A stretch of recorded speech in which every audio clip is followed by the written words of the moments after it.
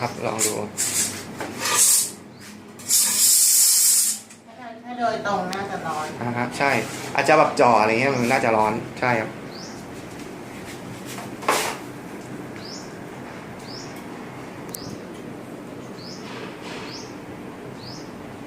นะครับ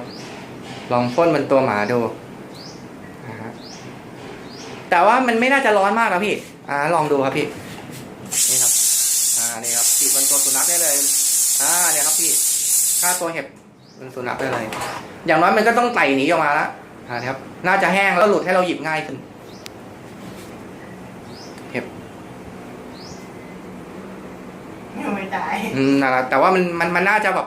แห้งแล้วก็เหมือนแบบอาจจะแบบทำให้มันใกล้น็อกแล้วตอนนี้